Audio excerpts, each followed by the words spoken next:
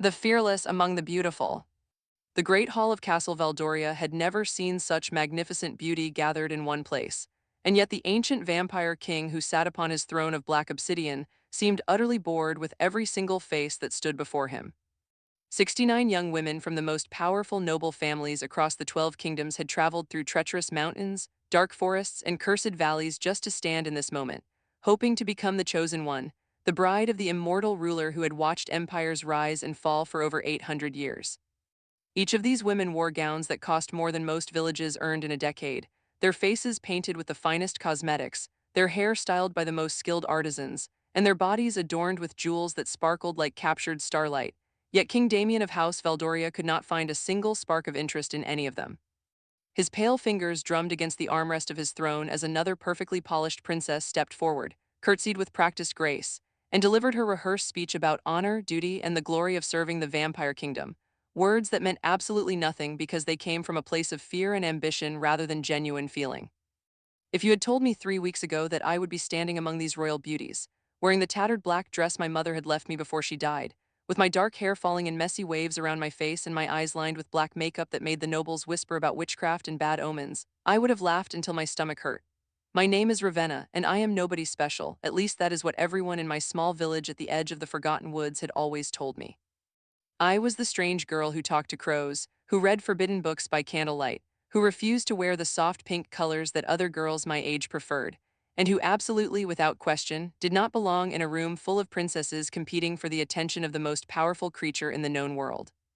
Yet here I was, standing at the very back of the line, watching as woman after woman approached the vampire king, and failed to earn even a glance of genuine interest from his ancient, tired eyes. The story of how I ended up here is not a simple one, and I suppose if you truly want to understand what happened in that throne room on that fateful night, you need to know where it all began. 3 weeks earlier, I was living in a small cottage at the edge of Hemlock Village, a forgotten place where the sun rarely broke through the thick canopy of twisted trees that surrounded us like protective arms, though some said those trees were more prison than protection. My grandmother had raised me there after my mother disappeared when I was only 7 years old, and my grandmother had taught me many things that proper young ladies were never supposed to learn. She taught me how to read the old language, the one that was spoken before the vampire kingdoms rose to power, and she taught me how to make medicines from herbs that grew in the darkest parts of the forest. And most importantly, she taught me that true strength comes not from physical power or beauty or wealth, but from the courage to remain authentically yourself even when the entire world demands that you become something different. Ravenna, my grandmother used to say, her wrinkled hands cupping my face as she looked into my eyes with an intensity that made me feel like she could see my very soul. The world will try to make you small because it fears what it cannot understand, and you, my dear child, are wonderfully impossible to understand. So promise me that no matter what happens, you will never let them diminish the fire that burns inside you. I made that promise to her when I was 12 years old, and I kept that promise even when keeping it cost me friendships, opportunities, and any hope of fitting in with the other villagers who thought my dark clothing and strange interests were signs of something dangerous and unnatural. When my grandmother passed away last winter, leaving me alone in our little cottage with nothing but her books and her memories, I thought my life would continue its quiet, isolated pattern until I too grew old and faded from this world without ever being truly known by anyone. The royal decree arrived in Hemlock Village on a morning when the mist was so thick that you could barely see your hand in front of your face, and I remember thinking it was strange that royal messengers would venture so far into the Forgotten Woods for any reason. The village elder, a cruel man named Aldrich who had always despised my grandmother and by extension despised me, gathered everyone in the village square to hear the announcement, and even from my place at the back of the crowd, I could see the golden seal of House Valdoria glinting on the scroll in the messenger's hands. The vampire king, who had remained unmarried for over 5 centuries despite tremendous pressure from his council, had finally agreed to choose a bride from among the noble families of the 12 kingdoms, and representatives from every village were required to send one eligible young woman to participate in the selection ceremony. The messenger's words made it clear that this was not a request but a command, and any village that failed to comply would face consequences that no one wanted to imagine. I had no intention of going anywhere, but Elder Aldrich had other plans entirely. You see, Hemlock Village had no young women of noble birth, and the selection decree stated that every village must send one eligible maiden, which created quite a problem for our small community.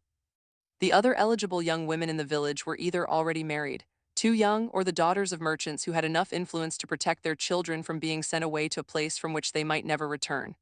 I, on the other hand, was an orphan with no family to protect me, no money to bribe the officials, and no standing in the community that would make my disappearance a matter of concern to anyone. When Elder Aldrich showed up at my cottage door with two of his largest farmhands and informed me that I had been selected to represent Hemlock Village at the royal ceremony, I understood immediately that he expected me to fail spectacularly and bring shame upon myself rather than our village. "This is your chance to finally be useful," Elder Aldrich had said, his thin lips curving into a smile that held no warmth whatsoever as he looked at my black dress and the crow feathers I had woven into my hair.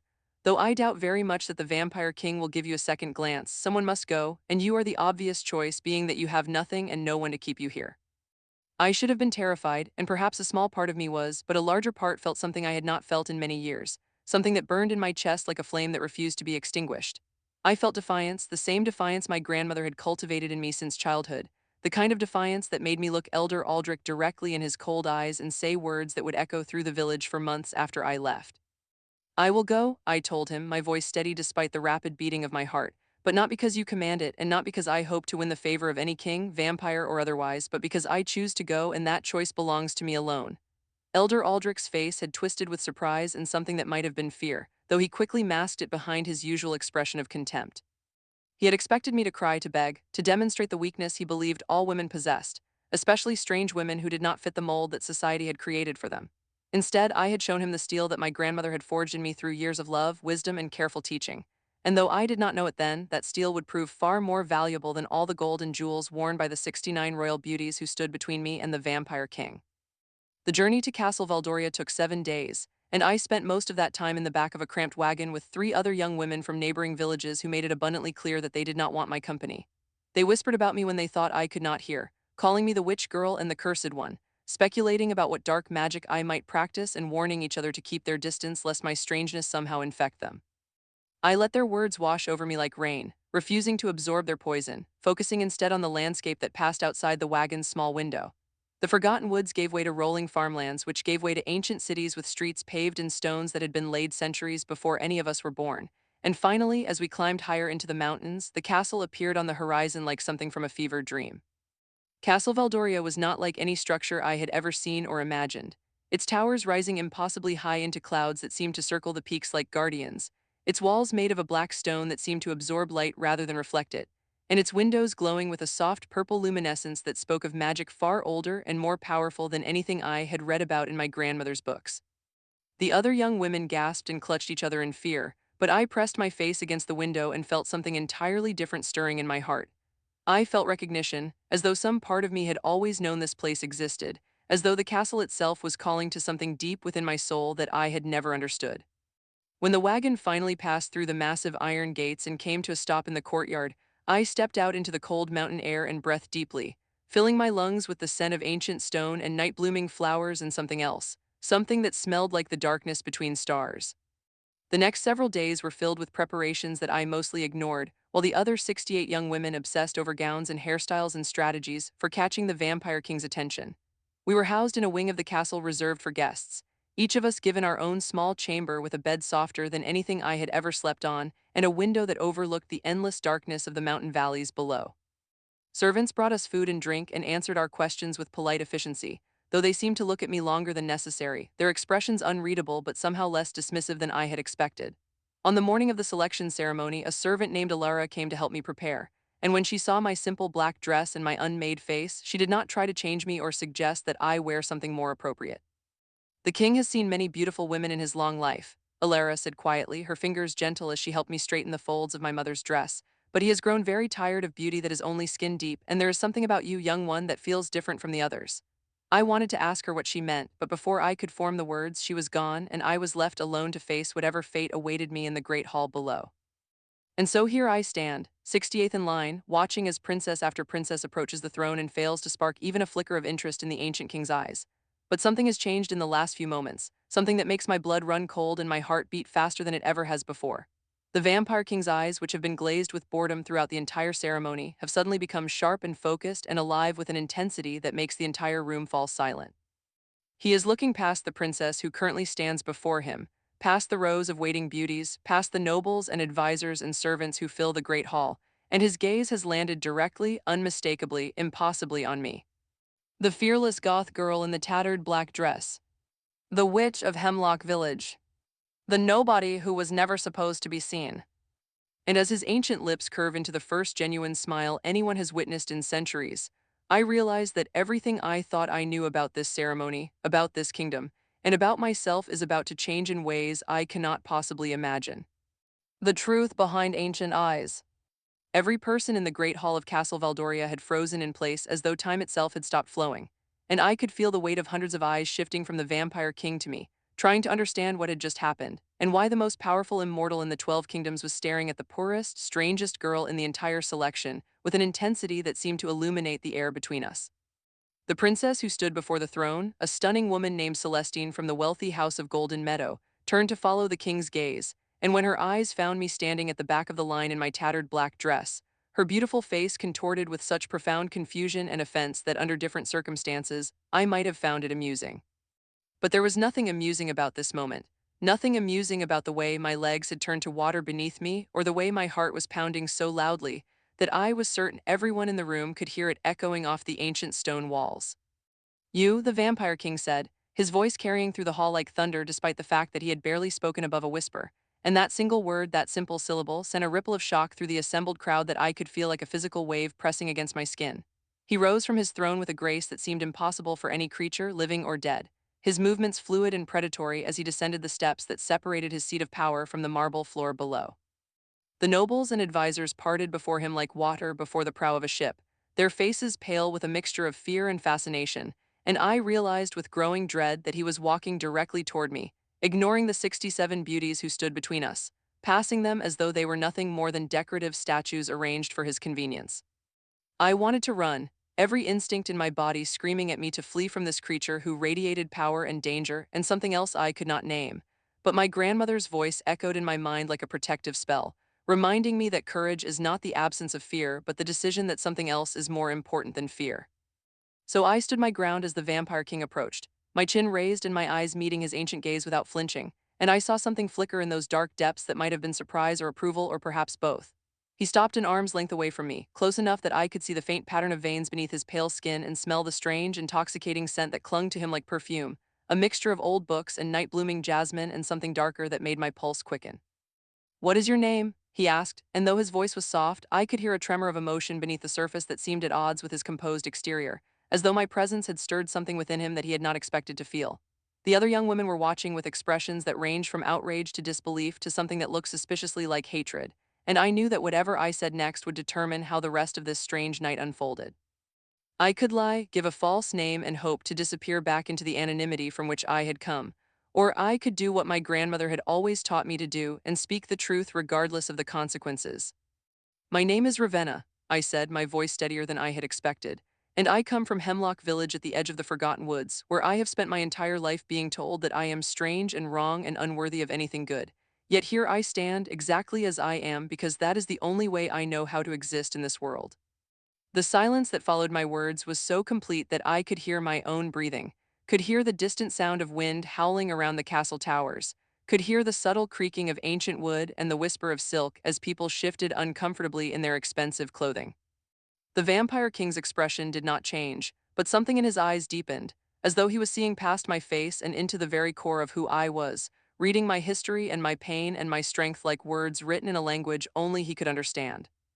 "Ravenna," he repeated, and the way he said my name made it sound like something sacred, like a prayer spoken in an ancient temple or a wish made upon a falling star. "Do you know why I agreed to the selection ceremony after 500 years of refusing every marriage proposal that came before my throne?"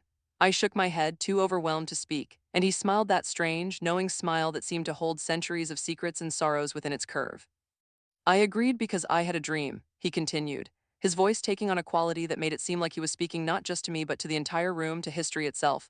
"A dream in which I saw a woman standing in darkness, wearing black like armor, with eyes that held no fear and a spirit that burned brighter than any sun.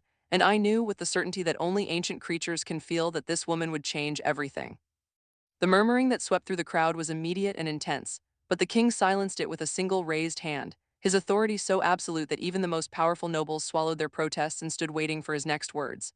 He extended that same hand toward me, palm up in invitation, and I realized with a shock that traveled through my entire body that he was asking me to come with him, to step away from the line of candidates and stand beside him at the throne. The rational part of my mind, the part that had learned to survive by staying invisible and unnoticed, screamed at me to refuse, to explain that there must be some mistake, to insist that I was nobody special and certainly not the woman from his prophetic dream. But another part of me, the part that my grandmother had nurtured and protected throughout my childhood, recognized something in this moment that transcended logic and fear. I took his hand, and the moment our skin touched, something happened that I still cannot fully explain even now. A flash of images burst through my mind like lightning illuminating a dark landscape. A woman with my face standing before a great army of darkness, a castle burning against a blood-red sky, a child with silver eyes laughing in a garden of night-blooming flowers, and through it all, the vampire king standing beside me not as my master or my owner, but as my partner, my equal, my friend in a battle against something ancient and terrible that was coming to destroy everything we both loved. The vision lasted only a heartbeat, but when it faded, I knew that my life would never be the same, that the path I had been walking all along, the path of solitude and strangeness and stubborn independence, had always been leading me to this exact moment in this exact place. Impossible, a voice rang out, shattering the spell that had descended over the great hall, and I turned to see Princess Celestine stepping forward with her beautiful face twisted in fury and disbelief. This cannot be permitted, Your Majesty. This girl is a nobody, a peasant, probably a witch who has cast some dark enchantment over you to steal this honor from those of us who truly deserve it. Several of the other noble women murmured their agreement, their fear of the vampire king momentarily overcome by their outrage at being passed over for someone so far beneath their station. I expected the king to dismiss them or punish them for their insolence, but instead he turned to face the assembled candidates with an expression that held no anger, only a deep and ancient sadness that made him seem suddenly more human than any mortal I had ever known. You speak of deserving, he said, his voice heavy with weariness and something that might have been disappointment. But what have any of you done to deserve the honor you seek, beyond being born into families of wealth and power? What sacrifices have you made? What kindness have you shown to those less fortunate? What courage have you demonstrated in the face of adversity that was not immediately rewarded with praise and recognition? The silence that followed was different from before, uncomfortable and guilty rather than shocked and amazed, and I watched as woman after woman lowered her eyes, unable to meet the king's gaze. I have watched you all since you arrived at my castle, he continued, his voice growing stronger as he spoke, and I have seen how you treat the servants who attend to your needs, how you speak of those you consider beneath you, how you scheme and plot against each other in your desperate quest for power. He turned back to me, and his expression softened in a way that made my heart ache with an emotion I could not name. But this one, this strange girl from a forgotten village, this woman you call witch and curse with your whispers, she is different in ways that you cannot see because you have never learned to look beyond the surface of things.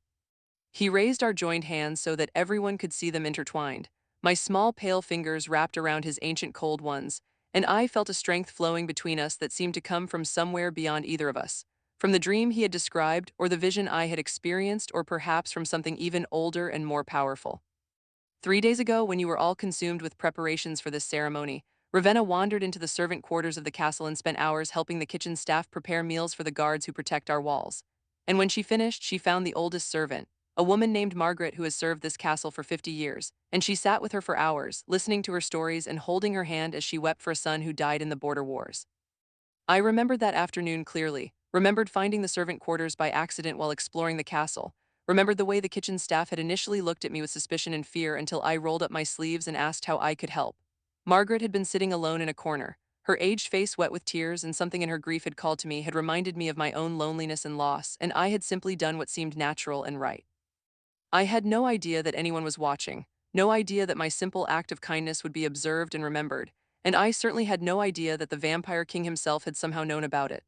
The noble women were staring at me with expressions that ranged from doubt to shame to something that might have been reluctant respect, and I realized that the king had just done something far more powerful than simply choosing me.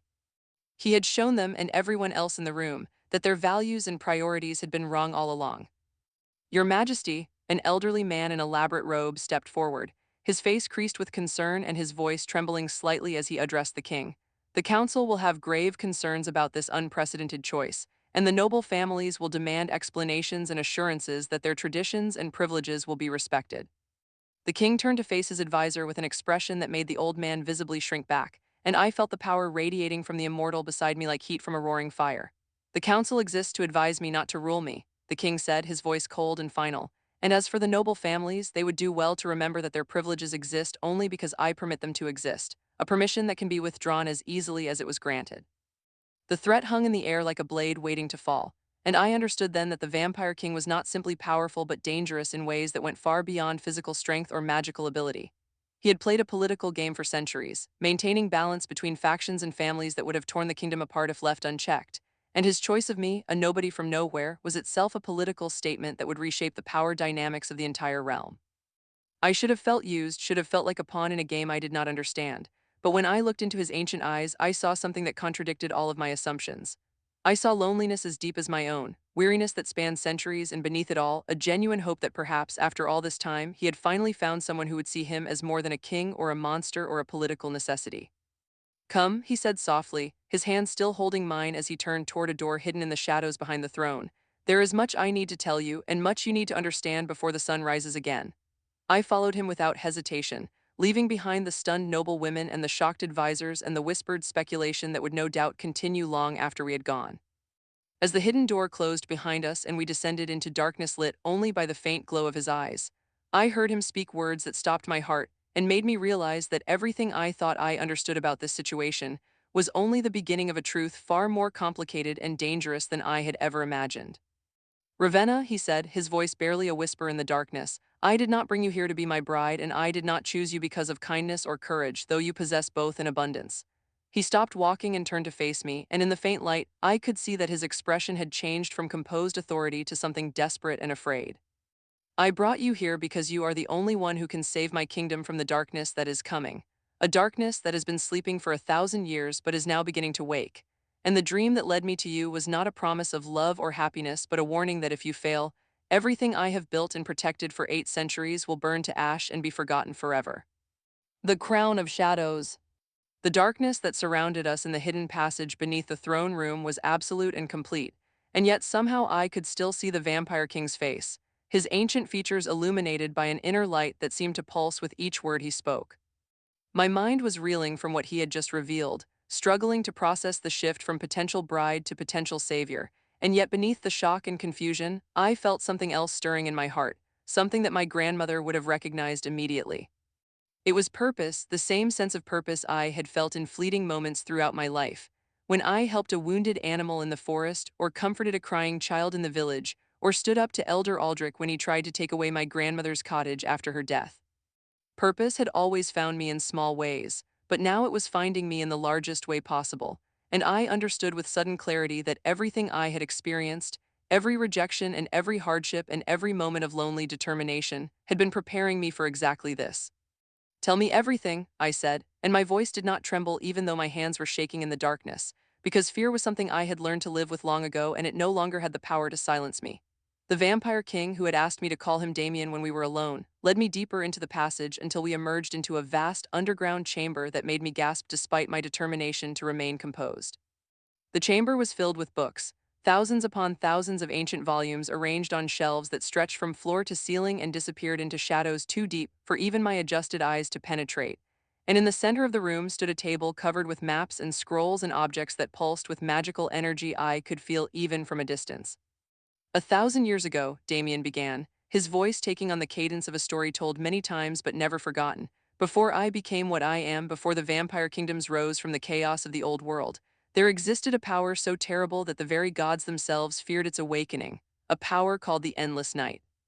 He gestured toward one of the maps on the table, and I saw that it depicted lands I did not recognize, coastlines that no longer existed, and in the center, marked with red ink that seemed to glow faintly, was a symbol that made my blood run cold for reasons I could not explain. The Endless Night was not a creature or a spell or a weapon, but something far worse, a corruption of reality itself, a hunger that consumed light and life and hope wherever it spread, leaving behind only silence and emptiness and despair. He told me how the ancient mages had fought against the Endless Night for generations, sacrificing everything they had to push back the darkness that threatened to swallow the entire world, and how in the end they had discovered that the corruption could not be destroyed, only contained. They created a seal, a magical barrier that required constant maintenance and renewal, and they charged a lineage of guardians with the responsibility of keeping that seal intact for all eternity. My family was part of that lineage, Damien said, his voice heavy with grief that spanned centuries. And when I was transformed into what I am, when the vampire curse was forced upon me by enemies who sought to destroy our line, I thought that my duty as guardian was ended, that my corruption would spread to the seal and break it forever. But the opposite had happened. The vampire curse had somehow made him stronger rather than weaker, had given him the immortality necessary to maintain the seal for centuries without rest or relief. But something has changed, I said, and even as the words left my mouth, I knew they were true, knew that the darkness I had sensed since arriving at the castle, the strange dreams I had experienced during my nights in the guest chamber were all connected to what he was telling me. Damien nodded, his expression grim as he pulled one of the scrolls from the table and unrolled it to reveal writing in the old language that my grandmother had taught me to read. The seal is weakening, he confirmed, and for the first time in 800 years, I cannot repair it alone. My power is no longer sufficient to hold back what waits on the other side. He explained that the seal required not just power but balance, a harmony between different types of energy that his vampire nature could no longer provide, and he had searched for decades to find someone who possessed the missing element. Your grandmother was one of us, he said, and the revelation hit me like a physical blow that sent me stumbling backward against one of the bookshelves. Her name was Eleanor Ravenswood, and she was one of the most powerful guardians of her generation, but she fell in love with a mortal man and chose to leave her duty behind, disappearing into the forgotten woods where she knew the council would never find her. I thought of my grandmother, of her gentle hands and wise eyes, and the magic she had taught me that I had always assumed was simple folk knowledge, and I understood suddenly that everything she had given me, every lesson and every story and every moment of love, had been preparation for this moment.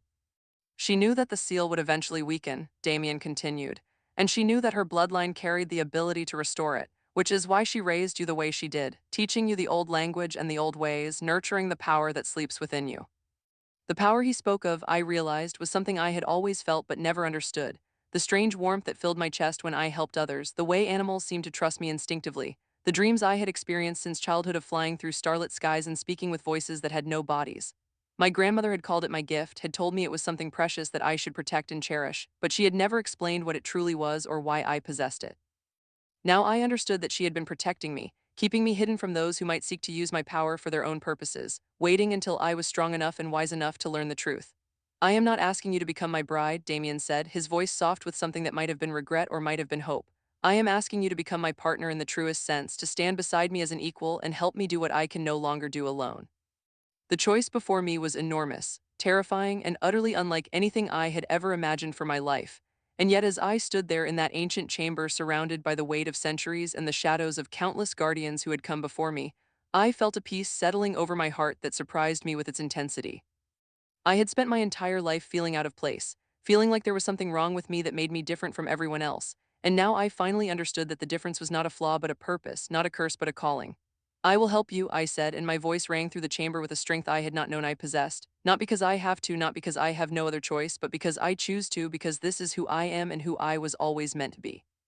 The days that followed were the most intense of my entire existence, filled with training and study and the gradual awakening of abilities I had never known I possessed. Damien taught me about the seal and the endless night, about the history of the guardians and the responsibility we carried, and slowly, painfully, beautifully, I learned to access the power that had been sleeping within me since birth. It was not easy, and there were moments when I doubted myself so deeply that I wanted to run back to my little cottage in the forgotten woods and pretend that none of this had ever happened. But every time I faltered, I remembered my grandmother's face, remembered the love in her eyes when she made me promise to never let the world diminish my fire, and I found the strength to continue. The selection ceremony had ended without a formal announcement. The noble women sent home with explanations that satisfied no one but could not be contradicted, and the kingdom buzzed with rumors about the strange girl who had captured the vampire king's attention. Some said I was a witch who had enchanted him, others said I was a lost princess from a kingdom that had been destroyed centuries ago, and a few, more perceptive than the rest, whispered that something was wrong in the castle, that a darkness was gathering on the horizon that even the vampire king feared. They were right, of course, and as the weeks passed and my power grew stronger, I began to feel the endless night pressing against the weakening seal, began to hear its hungry whispers in my dreams and see its shadows creeping at the edges of my vision. On the night of the winter solstice, when the darkness was at its peak and the seal was at its weakest, Damien and I descended into the deepest chamber of the castle, a place that had been sealed for centuries and was known only to the guardians of the bloodline. The seal itself was visible here, a shimmering barrier of light that pulsed with colors I had no names for, and behind it, pressing against it with terrible patience, was something that made every instinct in my body scream with primal terror. The endless night was vast and hungry and absolutely without mercy, a void that wanted nothing more than to consume everything that existed and return the universe to the emptiness from which it had been born. But as I stood there facing that horror, feeling the weight of centuries and the hopes of countless generations pressing down upon my shoulders, I also felt something else. I felt my grandmother standing beside me, her spirit warm and proud and absolutely certain that I could do this. I felt the love of everyone who had ever believed in me, even when I did not believe in myself. And I felt my own strength, the strength that had been forged in loneliness and hardship and the stubborn determination to remain true to myself no matter what the world demanded. Damien took my hand, his cold fingers intertwining with mine just as they had in the throne room on the night we first met, and together we began the ritual that would restore the seal and push back the endless night for another 1,000 years. The power that flowed through us was unlike anything I had ever experienced, a combination of his ancient immortal strength and my awakening guardian abilities. And for a moment, just a moment, I understood what it truly meant to be connected to something larger than myself, to be part of a chain of guardians that stretched back to the beginning of time and would continue long after I was gone. The endless night fought back, of course, throwing everything it had against the barrier we were creating. But it was not enough, could never be enough, because we were not fighting alone. We were fighting with the combined strength of every guardian who had ever lived and every soul that still believed that light was worth protecting.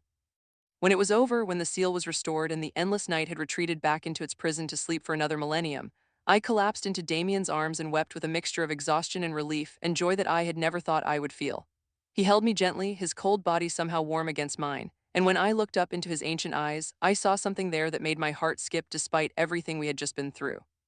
"You asked me once why I agreed to the selection ceremony," he said, his voice soft and filled with emotion that surprised me after centuries of careful control. "And I told you about the dream and the prophecy and the need for a guardian to save my kingdom." He paused, and his hand came up to cup my face in a gesture that was achingly tender. "What I did not tell you was that the dream showed me something else, something I was too afraid to admit even to myself." I waited, my breath caught in my throat, as he struggled to find words for something that had clearly been building inside him for longer than I had been alive. "The dream showed me falling in love," he said finally, "with a woman who would never bow to me, who would challenge me and argue with me and make me feel more alive than I had felt in centuries. And I was terrified of that vision, terrified of opening my heart after so many years of protecting it behind walls of duty and responsibility." His thumb traced my cheekbone, wiping away tears I had not realized I was shedding. "But you have broken down those walls, Ravenna of Hemlock Village, and I find that I am not terrified anymore. I am grateful, more grateful than I can ever express, because you have not just saved my kingdom, you have saved me." The kiss that followed was not the passionate embrace of romance novels or the dramatic climax of a fairy tale, but something far more real and far more precious. It was a promise, a beginning, a recognition that the journey we had started was not over but was only just truly beginning. When we finally pulled apart, breathless and overwhelmed and absolutely certain that we were exactly where we were meant to be, Damien smiled, that rare, genuine smile that transformed his ancient face into something beautiful. "The council will be furious," he said, and there was mischief in his voice that made me laugh despite everything we had just been through. "A vampire king in love with a guardian from the Forgotten Woods. It will overturn centuries of political calculations and alliance strategies." So I grinned back at him, feeling lighter and more alive than I had ever felt in my life, and replied with words that my grandmother would have been proud to hear. "Let them be furious," I said, "because I did not fight the endless night and save the world just to care about what a bunch of nobles think about my choices." He laughed then, a real laugh that echoed through the ancient chamber and made the restored seal pulse with warmth and approval. And I knew in that moment that whatever challenges lay ahead, whatever enemies we would face and whatever sacrifices we would have to make, we would face them together, as partners and equals in something that might eventually become love in the truest sense of the word. The strange girl in the tattered black dress had found her purpose, her power, and her place in the world. And though the road ahead would be long and difficult and full of obstacles I could not yet imagine, I was no longer afraid. Because fear, as my grandmother had taught me so many years ago, is only as powerful as we allow it to be, and I had decided once and for all that I would never let it diminish the fire that burned inside me. The Vampire King had crowned the fearless Goth Baddie not because she was beautiful or noble or politically advantageous, but because she was exactly who she had always been, and that in the end was enough.